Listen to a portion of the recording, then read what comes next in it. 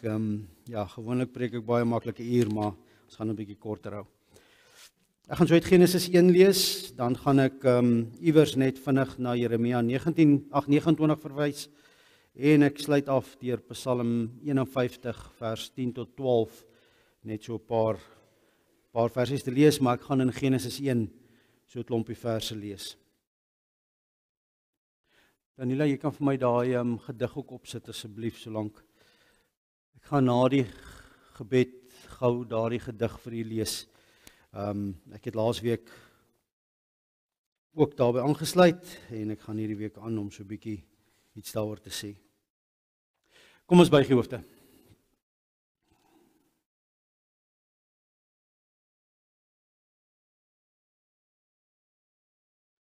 Ons Vader wat in die hemel is. Vader, se wonderlike lentedag, dankie daarvoor. Dankie vir hitte en vir sonskyn. Dankie vir koring wat verkleur op die lande en die wêreld wat oornag 'n ander kleur om ons begin kry. Dankie ook vir die onderliggende energie van dis binnekort strooptyd. En al die beweging om alles reg te kry daarvoor. Here, dankie dat ons vanmôre hier kan saam wees in hierdie 4 mure, Here. Maar nie omdat ons hier is omdat dit die plek is waar U woon nie. Want U sê in die woord, U sal in U kinders harte woon. U sal die pad vir hulle in hulle harte wys. En die Gees, die koninkryk, is deel van ons op 'n besondere manier. U is nie ver nie. Here, en daarom wanneer ons saam is dit kosbaar, want elkeen wat hier instap, is as te ware deeltjie van die liggaam van Christus. Nog 'n deeltjie van die tempel. Maar ook tempel in hom of haarself. Here, ons prys U heilige naam. Ons vra dat U met ons praat in hierdie diens. Ons vra dat dit ons sal lei om met U te praat. Ons bid dit in U naam. Amen. Ek gaan begin deur eers gou hierdie gedig vir u te lees. Dit is 'n baie ou gedig. Dit is deur Gerard Manley Hopkins geskryf. En nou moet u mooi oplet na wat hy hier skryf. Hy eindig met 'n paar pragtige woorde en hulle het dit altyd andersom gedoen in die klas wanneer 'n mens gedigte gedoen het, na die tyd vir jou vertel dis wat jy gehoor het en gekyk het. Maar kyk mooi wat hy sê. Hy sê eintlik dat God spelende besig is om ons, deur ons, agter ons. En dat as 'n mens begin kyk, sien jy dat Christus, dat die lewe eintlik maar aanbidding is. Dis op die oomblik waarby hy uitkom.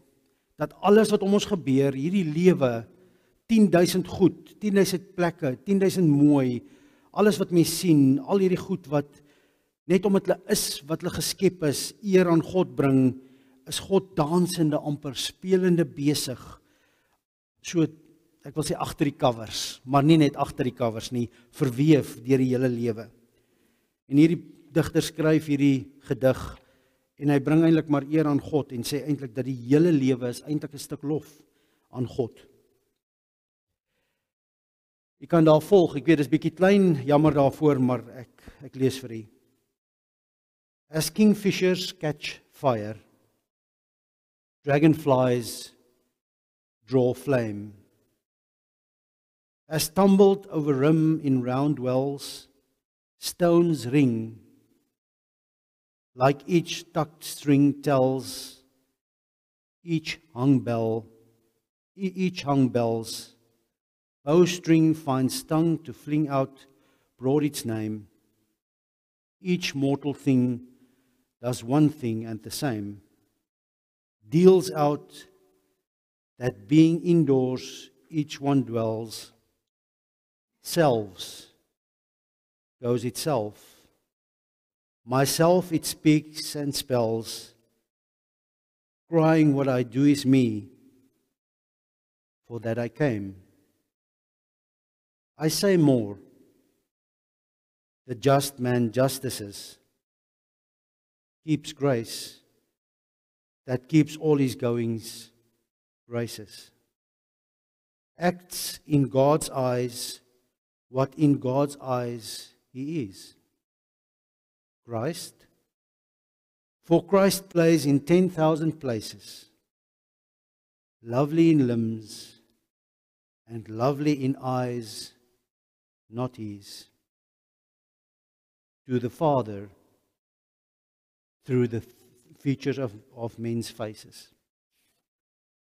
En as ons vinnig deurgaan, speel hierdie digter meesterlik met woorde, en elke woord het soveel dimensies, want hy begin deur te sê, visvangertjies, die oomblik as son op hulle val, dan as dit of hulle ontplof, want hy metallic in hulle vere, kry sommer lewe, en dieselfde met mooi nalekokers, hulle sal daar in die skaduwee van 'n boom rondvlieg, en die oomblik as die son op hulle val, dan slat hierdie vlamme uit hulle uit, soos die lig op die klere en hulle weer kaats.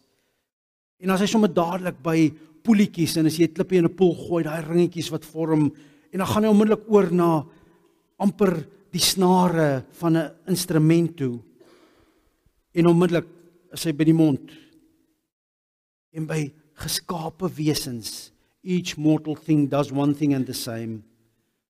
Ons almal is eintlik wat ons is, selfs sê hy, en ons gaan aan om onsself te wees. Ons praat en ons speel, en eintlik wat ons besig is om een ding te skree die hele tyd, ek is wat ek is, dit wat ek doen is wat ek is. En dan sê hy, die regverdige mens leef regverdigheid.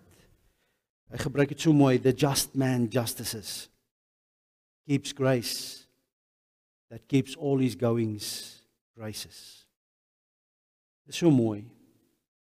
En dan sê hy optrede, acts, in God se oë, en dan praat hy oor Christus, want dan sê hy, Christus is op 10,000 plekke besig, lovely in limbs, mooi, in alles wat geskaap is, en ook in die mens, en wat gebeur, en lovely in eyes, not his, jy sien hom in die oë van ander, en dan gaan dit alles oor die Vader, to the Father, through the features of men's faces. Hierdie digter verstaan iets rondom God wat oral besig is om ons, en dat die geloofsoë dit kom wys. Vriende, die sleg van Bybel lees is ons het boksies in ons kop. In die oomblik as ek 'n boek sê of 'n gedeelte sê of ek praat weer oor 'n gedeelte wat oor 'n sekere iets gaan, dan gaan ons kop dadelik soontoe, skakel ons af en dan sit en slaap ons. Nou wil ek vir julle vra, asof dit 'n gedig is wat ek nou vir julle gaan lees. Moenie oor die volgende verse luister of dit die skepping van die wêreld is nie, want jy oor die skepping praat, o ja, weet ons almal, 7 dae het God die wêreld geskep. Want ons leef mos in 'n wêreld wat alles wat ons hoor nuut moet wees. En eintlik is ons wêreld besoedel met woorde. Eintlik moet ons 'n slag gediens hou waar ons net hier kom sit en sê, kom ons raak in lof en eer, kom ons raak stil. Want dis amper die grootste lof, dink ek, van ons tyd, as iemand net 'n slag stil raak.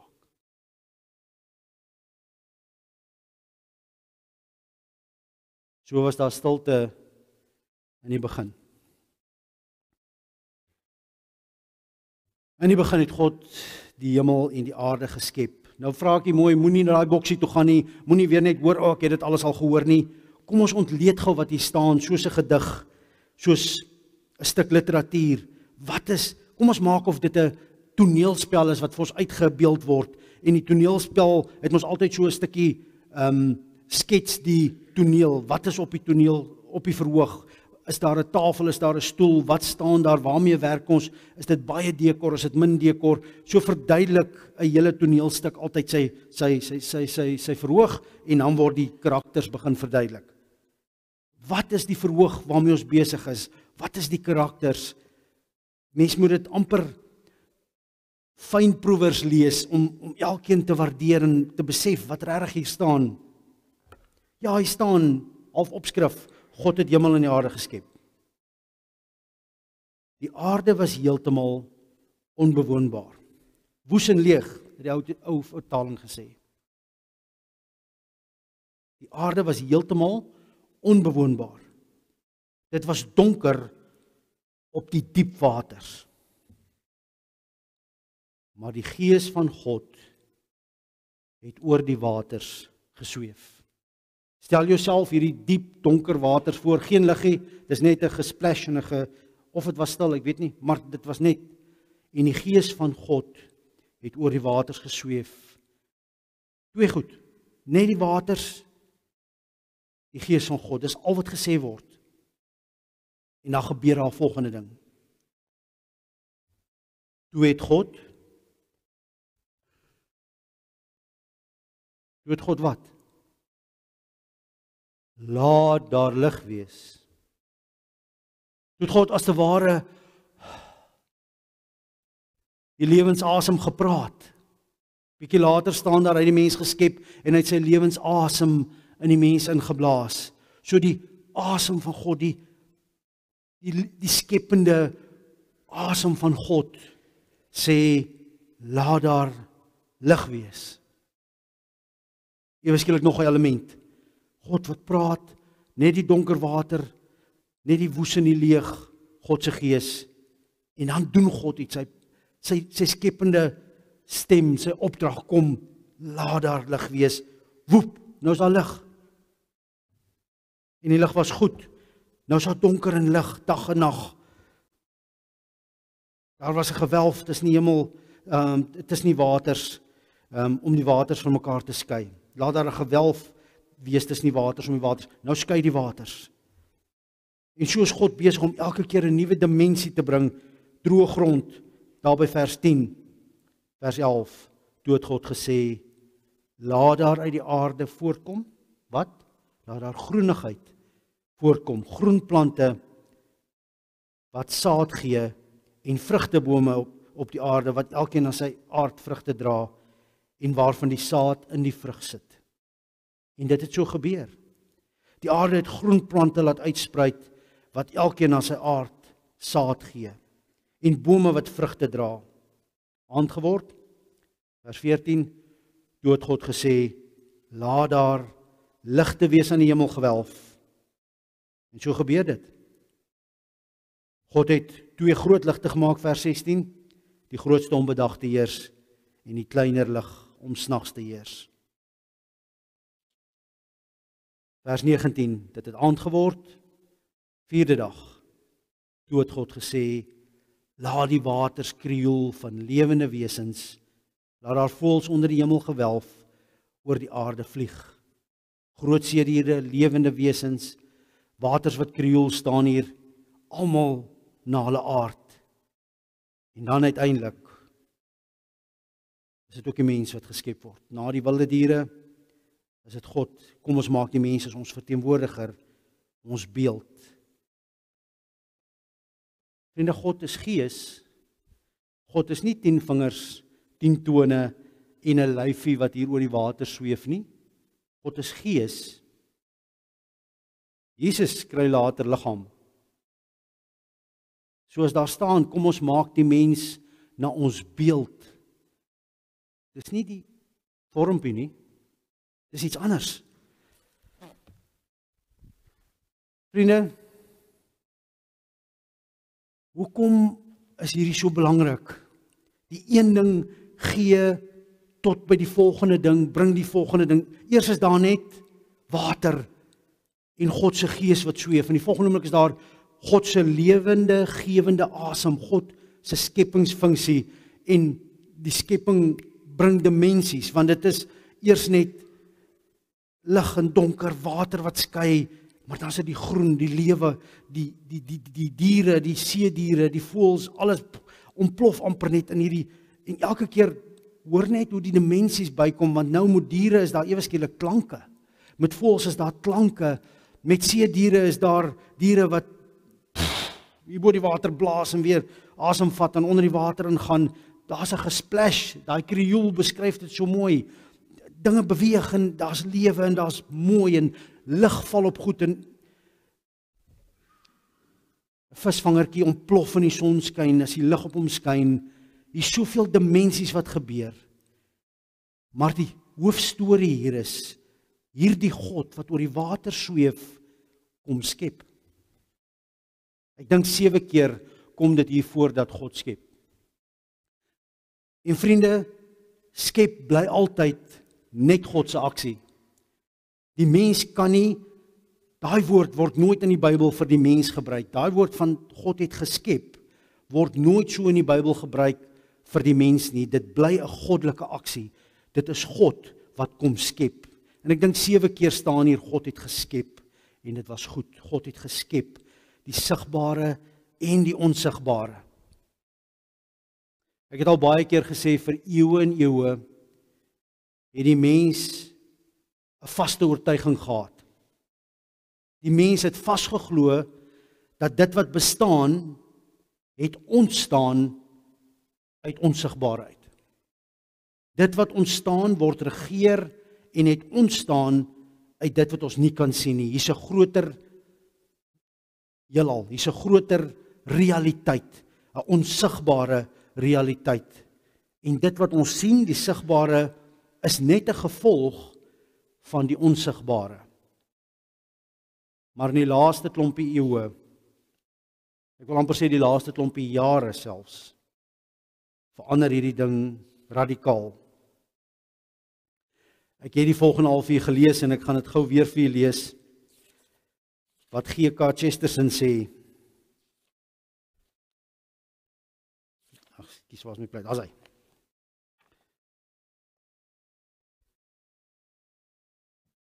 G.K. Chesterton once said that there are 2 kinds of people in the world.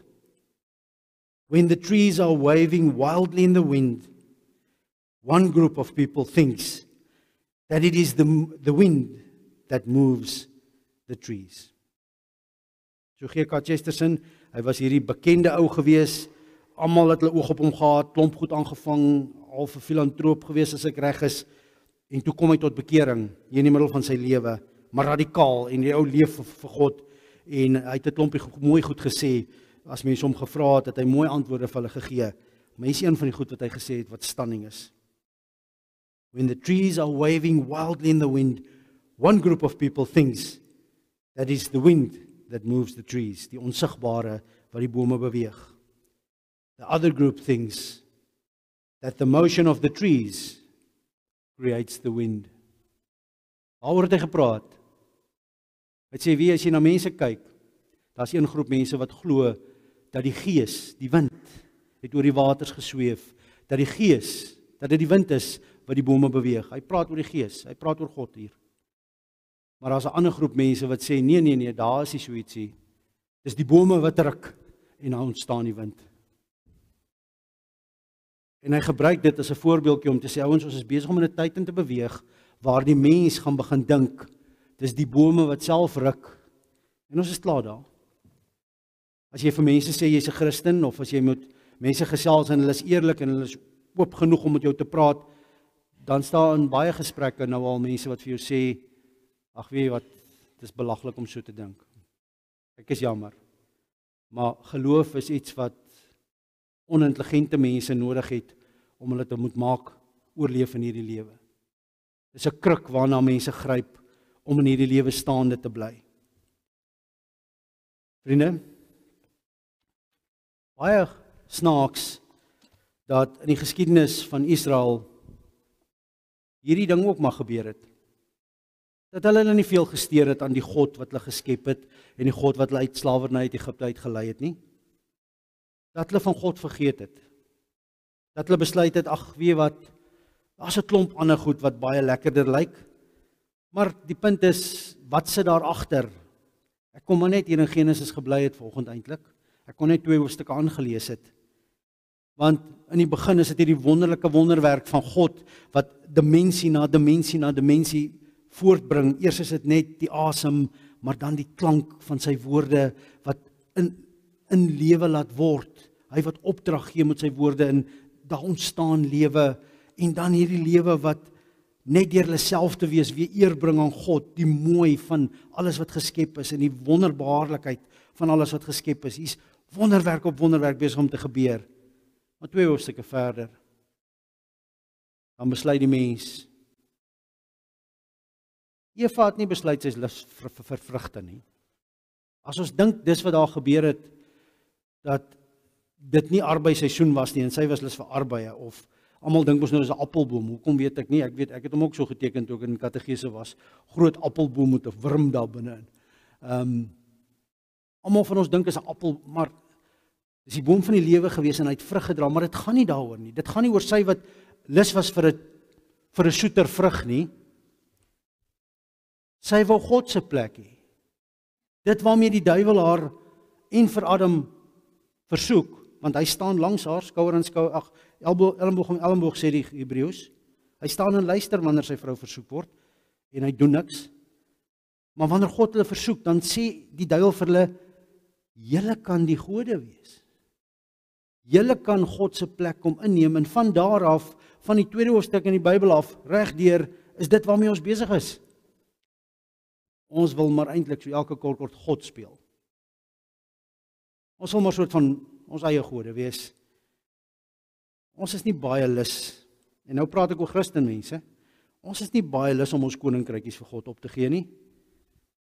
Wat nog van alles op te gee en prys te gee vir God, dat God ons lewens oorneem. Ons wil almal 'n baie gesonde geestelike lewe hê, en ons almal bid en vra dat ons sal geestelik groei. Maar as dit kom by die ding van kom gee op jou lewe dat God jou gedagtes kan vernuwe. Nee, wag God, ek het 'n beter plan. Kom jy maak my God, dan vervang ek jou. Ek sal nog lippediens aan jou doen en ek sal nog dienste hou en 'n paar liedjies sing, maar kom ons maak my God. Dan dien jy my. Dit sal baie beter werk vir ons. En daar het jy die kerk van 2025. En ek hoef nie ver te soek om dit te bewys nie. Ek kan net vir almal vra, skryf gou die gebede neer wat julle hierdie week gebid het. En bitter min van daai gebede gaan wees, Here, vat my lewe van my al weg. Here, kom gee my wêreld vir U. 99.9% van daai gebede gaan wees, Here, kom gee vir my, kom gee vir my, kom gee vir my, kom doen vir my, kom wees by my, kom sorg vir my. Is ek reg? God moet ons dien. Dis dinge reg. En so het die volk van Israel aangegaan. Maar hoekom gaan ek nou soontoe? Want daar's 'n plek in die Bybel waar die woorde skep, ek dink 17 keer voorkom. Terwyl in die skepingsverhaal kom die woorde skep net 7 keer voor. Waar? Waar in die Bybel kom skep God dan nou so baie? Want dis mos in die skepping, daar by die skepping, dit moet wees hierdie aksie wat net God doen, skep. Nee. God se volk dwaal af en hy waarsku hulle en hy waarsku hulle in 722 voor Christus word die 10 stamme weggevoer na Sirië en hulle kom nooit weer terug nie, hulle verdwyn. Die 2 stamme van Juda bly agter en hulle hou nog so amper 200 jaar. Nou tel die telling ons af na die geboorte van Christus toe en in 586 om en by voor Christus kom die Babiloniese koning en hy kom verwoes die land. Kindertjies word doodgemaak, babetjies word doodgemaak. Almal wat een of ander posisie het in die samelewing word bymekaar gemaak, gevange geneem of doodgemaak. Hulle wat oorbly word in 'n lang tou om mekaar vasgemaak en weggemasseer Babylon toe. En nou as jy wil kom praat van alles verloor, dan is dit nou hierdie oomblik. Toe die volk in ballingskap weggevoer word.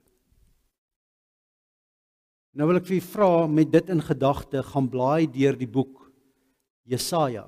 Want daar's 2 profete, as 'n klomp profete in daai tyd aan die gang, maar 2 van hulle is prominent, Jesaja en Jeremia. Gaan kyk deur Jesaja, hoeveel voorspellings is daar, en dis hier in Jesaja, waar God se skepingsaksie 17 keer voorkom. Weet jy wat doen God? Daar toe hy alles wegvat van Israel af. Vriende, hulle het letterlik alles verloor. Daar was nie een mens daar wat in ballingskap weggevat is, wat nie 'n familielid gehad het wat dood was nie.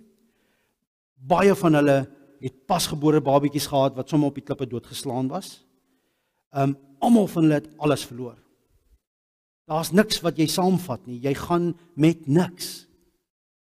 Hulle het niks. Hulle word absoluut uit hulle bekendheid weggevat in 'n absolute vreemde wêreld in. En nou terwyl hulle daar gaan sit, nou sal die ou sonde ook na vore kom. Ek het hierdie week by 'n boerevereniging opening ook die verse gelees hier in Jeremia 29. En vriende van my het nogal getrou op hierdie verse. Ek glimlag deesdae baie as iemand op Jeremia 29 trou. Hoekom? Want dis die 70 jaar ballingskap wat hier aan die gang is. Maar almal gaan net na Jeremia 29 vers 10 en 11 toe, daai bekende verse wat sê, so sê die Here. En dan sê hy hierdie mooi beloftes. Kom ek lees gou die beloftes net. Ek weet wat ek vir julle beplan, sê die Here, voorspoed en nie teëspoed nie. Ek wil vir julle 'n toekoms gee, 'n verwagting. Wonderlike verse. Die Here wil vir ons 'n toekoms gee, 'n verwagting. Ouens, maar as jy daai hoofstuk wil lees, moenie die konteks gaan lees nie. Want almal vir wie jy dit lees, is mense wat se babietjie op die klippe doodgeslaan is. Mense wat se kinders dit nie gemaak het in die oorneem van Jerusalem nie. Mense wat of 'n ma of 'n pa of 'n broer of 'n suster of 'n almal verloor het van hulle. Mense wat al hulle besittings verloor het, hulle plaas, hulle alles. Mense wat met die klere aan hulle lyf hier staan in 'n vreemde land op 'n vreemde plek. En die snaakse ding is wat toe weer gebeur is 'n klomp van die pere wat daar saam met hulle is besluit.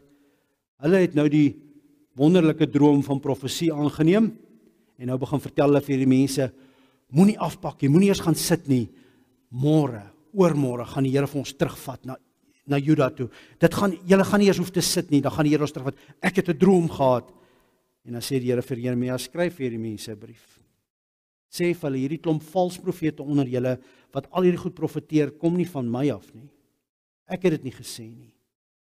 Oor 70 jaar. So sê die Here die Almagtige, die God van Israel, vir al die ballinge wat ek uit Jerusalem in ballingskap na Babel toe weggevoer het. Bou vir julle huise, bewoon dit. Lê tuine aan en eet die opbrengs daarvan. Trou en bring kinders in die wêreld en laat hulle trou en kinders in die wêreld bring. Julle moet daar in Babel baie word, nie min nie. Bevorder die belange van die stad waarin ek julle in ballingskap weggevoer het. Bid tot my vir daardie stad, want sy belange is ook julle belange. So sê die Here die Almagtige, die God van Israel. Moenie dat die profete en die waarsêers daar by julle mislei nie. Moenie agslaan op daardie drome wat julle so graag droom nie. Daardie mense tree op sonder opdrag as profete in my naam. Ek het hulle nie gestuur nie, sê die Here. So sê die Here. Oor presies 70 jaar sal ek Babel straf en julle onder my sorg neem. En dan sal ek my belofte nakom om julle hier na Jerusalem toe terug te bring. Ek weet wat ek vir julle beplan, sê die Here, voorspoed en nie teëspoed nie. Ek wil vir julle 'n toekoms gee, 'n verwagting.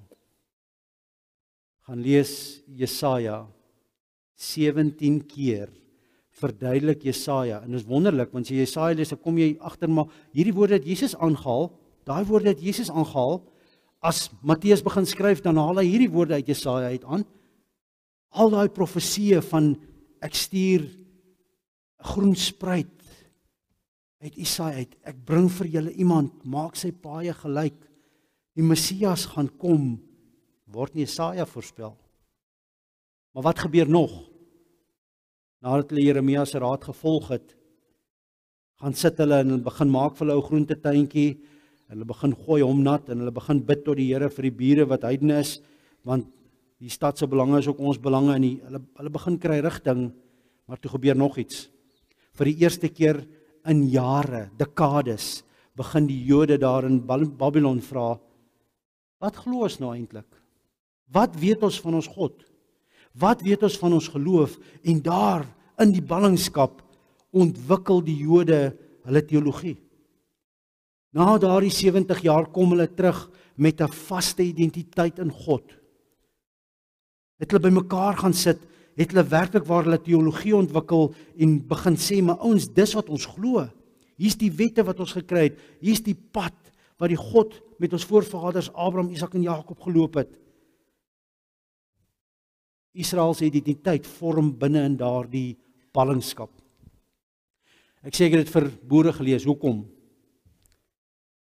Want ek het vir die boere, wanneer was dit, Woensdag aand, die volgende gesê: ek sal baie maklik nou 'n doktorsgraad of 'n ding kan gaan doen met die tema die mens van vandag, en ek dink dit is net in Suid-Afrika nie, maar kom ons sê nou maar die Suid-Afrikaner van vandag in migrasie of ballingskap. Ons is 'n tipe migrasie. As ons dit, ek wil self sê, baie van die goed wat die ballinge beleef het, beleef ons ook. Ons het dan nou nie ons huise en goed beleef nie, verloor nie, so kom ons sê migrasie. Maar dat ons in 'n migrasie is, goed skuif, die samelewing verander met 'n massiewe spoed onder ons. Dis duidelik. Vriende, maar dan beteken dit ook, kan ons daardie verse vat van Jeremia 29. Here, ons is ook in 'n plek wat vir ons vreemd is. Ons is in 'n tyd waar goed verander wat ons nie gedink het gaan verander nie. Maar ons hou vas in die feit dat U vir ons 'n toekoms het, 'n verwagting. Ons wil graag in U ook ontwikkel en vasmaak. En dan kom God met troostende woorde sê, maar ek skep. Ek sluit af met 'n paar woorde uit die mond van Dawid uit, toe hy vir God gevra het om in sy lewe te skep. En dis aan Psalm 51, vers 12. Die bekende Psalm waar Dawid gevra het, Here, neem tog my sonde weg, was tog my skuld af. Ek lees van vers 10 af. Laat my weer blydskap en vreugde belewe. U het my verbrysel, laat my weer jubel. Moet tog nie agslaan op my sondes nie, wis al my skuld uit. Skep. Here, net U kan skep. Skep vir my 'n rein hart, o God. Vernuwe my gees en maak my standvastig. Skep vir my 'n rein hart, o God. Vernuwe my gees. Help my deur hierdie migrasie. Help my op hierdie pad. Amen. Ons hemelse Vader, ek kom bid vanmôre dat U sal kom skep in ons lewens. Soos Dawid gebid het, Here, wis tog ons sondes uit. Skep vir ons 'n nuwe gees, 'n nuwe hart. Here, gee dat ons iets verstaan van hierdie gedig wat ons gelees het, van om te sien dat die hele lewe speel as te ware. Daar's 'n gespeel van lewe om ons aan die gang, oral.